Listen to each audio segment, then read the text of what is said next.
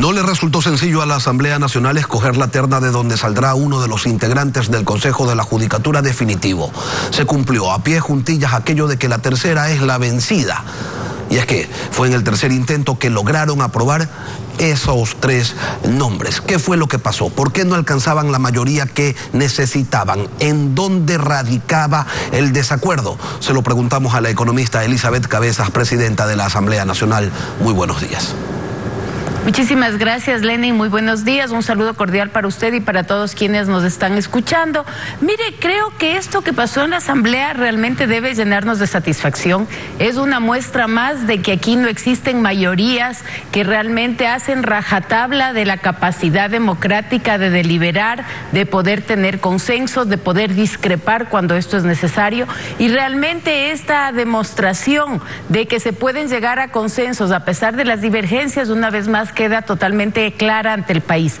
Además, en un debate totalmente transparente hacia las cámaras, hacia el público, hubiera sido muy fácil posiblemente llegar a esos acuerdos de manera interna, y simplemente nosotros lo que hemos querido es poner sobre el tapete cuáles eran las opciones, cuáles eran las alternativas, y sobre eso, si no hubo un consenso al inicio, se demostró que se puede fácilmente llegar en medio de las conversaciones a tomar decisiones en conjunto, siempre obviamente teniendo la capacidad de ceder, la capacidad de entender que esto es un tema de un conjunto de actores, es un tema democrático, deliberante, y qué bueno que la Asamblea haya podido dar muestras de esa acción justamente en un tema tan importante y tan delicado como es la selección de los miembros para el Consejo Nacional de la Judicatura. A ver, economista, pero el miércoles, cuando ustedes no tenían los votos necesarios para aprobar la terna, tuiteó: los intereses partidistas no pueden estar sobre la garantía de la institucionalidad que necesitamos. No cederé, puso usted, ni aceptaré presiones. ¿Ceder a qué? ¿Presiones de quién? De aquellas bancadas que pensaron que por sus votos podían canjear una posición dentro del listado de esa terna que nosotros pretendíamos construir. Está claro quienes no votaron con la decisión que tomó la Asamblea Nacional. Así que me excuso de decirlo, me excuso de ser explícita, usted lo ha dicho. Entonces yo no puedo pretender ceder una posición en la que estamos eligiendo a los mejores ecuatorianos para un tema tan importante como el Consejo Nacional de la Judicatura por presiones o a cambio de votos. Realmente aquí lo importante fue que hubo una cantidad de asambleístas importante que permitió procesar esta decisión sin presionar ni exigir que sus nombres y sus candidatos sean los miembros de la terna. Pero ante esas presiones está el acuerdo tácito, ¿no? Alianza País, Partido Social Cristiano, Suma, para salvar los muebles cuando sea necesario.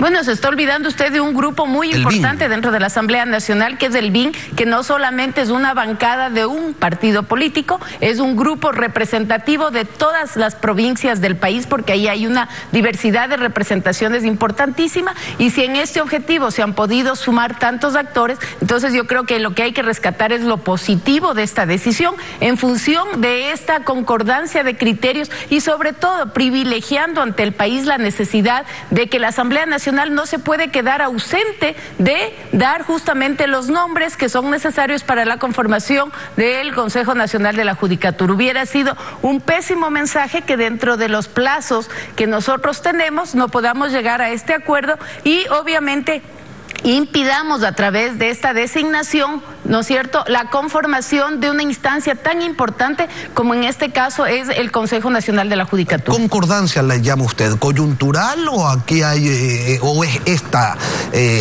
no sé, la semilla de ese acuerdo de gobernabilidad al que usted hacía referencia en la sesión que se desarrolló aquí en Guayaquil el 9 de octubre? Mire, a mí me parece que tener acuerdos no tiene que ser satanizado bajo ningún punto de vista. Aquí el país es el que tiene que ganar de los acuerdos. Lo criticable es cuando justamente las presiones y las tensiones se generan alrededor de prioridades partidistas únicas. Si es que habemos varios actores, de entre todos los que somos en la Asamblea Nacional, que coincidimos para una decisión, como se dice vulgarmente, mayoría gana. Entonces aquí ha habido una mayoría que ha coincidido justamente en estas decisiones y enhorabuena por ello. Los acuerdos no tienen que ser satanizados, lo que sí no tienen que privilegiar beneficios exclusivos para un grupo determinado, sino para el país en general. En otro tema, economista, ¿cuál es la postura su postura, la de la presidenta de la Asamblea Nacional, en relación a la propuesta de Julio César Trujillo de eliminar el Consejo de Participación Ciudadana a través de una consulta popular. Mire, lo he comentado ya en algunas otras entrevistas. Para mí es importante, primero, que se ha abierto alrededor de este planteamiento del Consejo de Participación Ciudadana y Control Social un debate amplio. Hay posiciones que consideran de que no es tan fácil la eliminación, por cuanto a través de una asamblea constituyente se generó este quinto poder, ¿no es cierto?, de transparencia y de control social. Sin embargo, yo he dado mi criterio personal. Me parece que es muy importante posiblemente delimitar las acciones y el alcance del trabajo que el Consejo de Participación Ciudadana y Control Social tiene en este momento. De hecho, la designación de autoridades era una potestad de la Asamblea. Se podría regresar para que la Asamblea Nacional, a través de justamente estos actores que son representativos y en este ámbito democrático, pueda hacer la designación de esas autoridades de control y mantener dentro de lo que es el Consejo de Participación Ciudadana justamente las potestades del combate a la corrupción, por ejemplo, que es un tema en el que no podemos descuidar, es un tema que no lo podemos dejar suelto, más aún cuando ahora conocemos de tantos hechos y tantos actos de corrupción que requieren de un seguimiento, que requieren de un procesamiento adecuado y deben ser actores que puedan realizarlo de una manera imparcial y de una manera totalmente transparente y ética. Entonces, pienso yo que también, y coincido con varias de las voces en este sentido, se podría hacer una reasignación de funciones y no necesariamente una desaparición total de la instancia que fue creada y que fue concebida con objetivos, yo diría, importantes, pero que en el camino y sus actores no han permitido el cumplimiento de esos objetivos que en algún momento se planteó. Este tema, esta postura personal que usted nos expone, ¿ha sido discutida ya al interior del bloque o con el presidente Moreno? Bueno, yo lo he comentado, tal vez no de manera formal con el presidente Moreno, lo hemos conversado justamente a nivel de un intercambio de posiciones y de ideas, no dentro de la bancada de una manera clara, porque no conocemos tampoco cuál va a ser la propuesta final. Entendemos que está justamente en discusión internamente, incluso en el Consejo de Participación. Todavía no hay un documento formal que plantee cuál va a ser la interrogante o cuál va a ser la propuesta que nazca desde el Consejo de Participación Ciudadana, y obviamente el momento en que la tengamos, la discutiremos y tendremos una posición institucional al respecto. Cambiar las atribuciones del Consejo de Participación Ciudadana sería una reforma constitucional de esas que deben ser aprobadas por la Asamblea Nacional en 2 debates con 90 días de por medio, o se trataría de una enmienda en donde la Asamblea no juega ningún rol, sino que va directamente del presidente a la Corte Constitucional, de allí al CNE y al pueblo a que decida?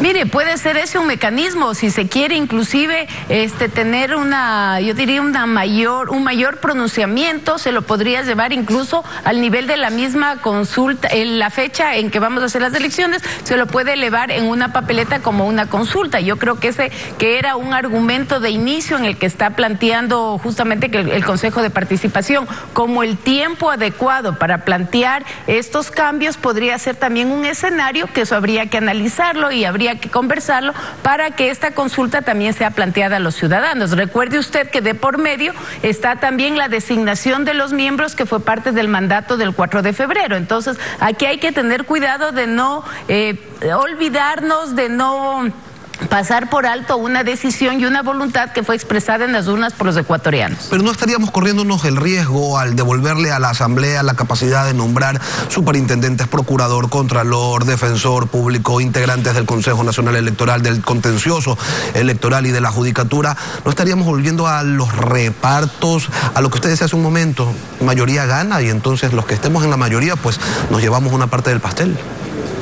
No, porque yo no lo tomo así. Yo creo que las mayorías no son para repartirse, sino son para consensuar. Y yo usualmente pienso positivamente. No quiero distorsionar mi pensamiento en esta línea de pensar de que porque somos una mayoría estamos trabajando en beneficio de esa mayoría. Y recordemos lo que ya pasó anteriormente. Los pasos que en la historia el país ha ido dando son el resultado justamente de estas posiciones extremas. Primero, cuando en los congresos anteriores se decidía justamente de manera arbitraria o por repartos, como usted lo ha querido mencionar, pero también luego un Consejo de Participación Ciudadana que se debe a un solo grupo político y que también tiene el grave riesgo de nombrar a quienes no representan a los ecuatorianos, sino a los intereses de esa organización política.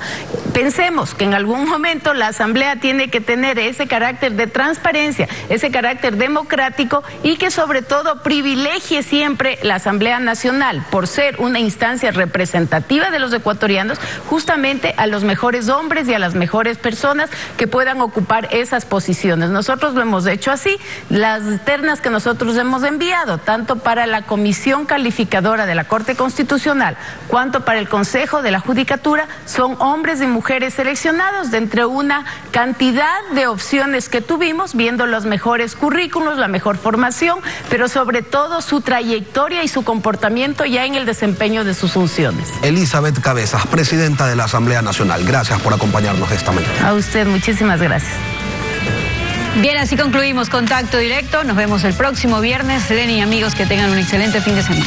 Para ti y para todos quienes nos han acompañado.